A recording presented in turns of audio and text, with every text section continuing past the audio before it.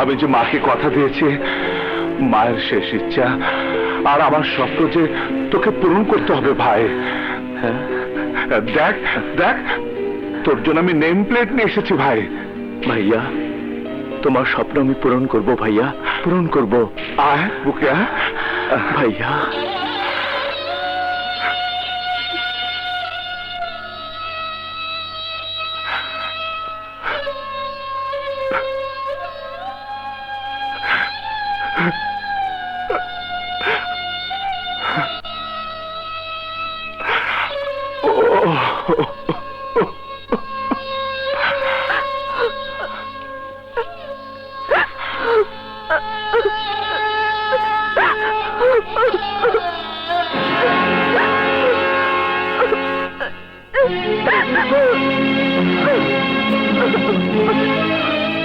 তুমি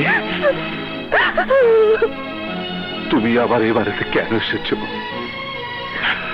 নিশ্চয় দেখতে এসেছো বিশালকে হারিয়ে আমি কিভাবে চটপট করছে। ভাইয়া, খবরদার! আমাকে আমাকে ভাইয়া বলে ডাকবে না। তোমার মুখে ওই ডাক শুনলে আমার বুকে দাও দাও করে আগুন জ্বলে, আগুন। অথচ বিশালের মুখে ওই ডাক আমাকে আশা আলো দেখাতো। ওই ভাইয়া ডাক ছিল আমার স্বপ্ন, আমার সাথ। আমার জীবন থেকে সব শেষ হয়ে গেছে, সব শেষ হয়ে গেছে। তুমি আমার সামনে থাকলে আমার আমার কষ্ট আরো বেড়ে যাবে। তুমি যাও, তুমি চলে যাও।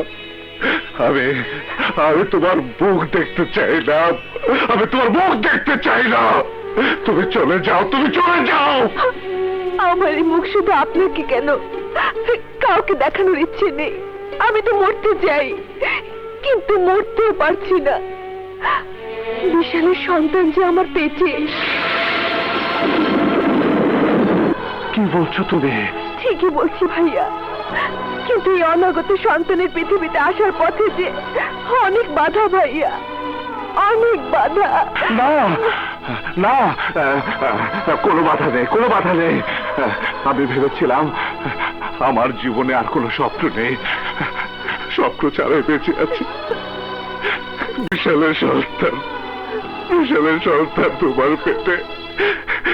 এই তো আমি আবার আশা আলো দেখতে পাচ্ছি।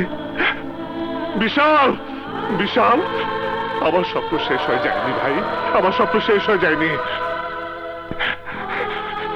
এই তোমার মাথা ছুঁয়ে কসম কাটলাম, তোমার গর্ভের সন্তানের ক্ষতি তো দূরের কথা,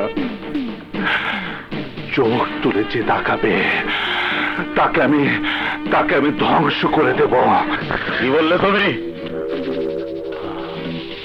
নদী মা হতে যাচ্ছে। কেন? তুমি কি মনে করেছিলে বিশালকে খুন করেছো বলে নদীর জীবন থেকে বিশালের সমস্ত স্মৃতি মুছে গেছে? না।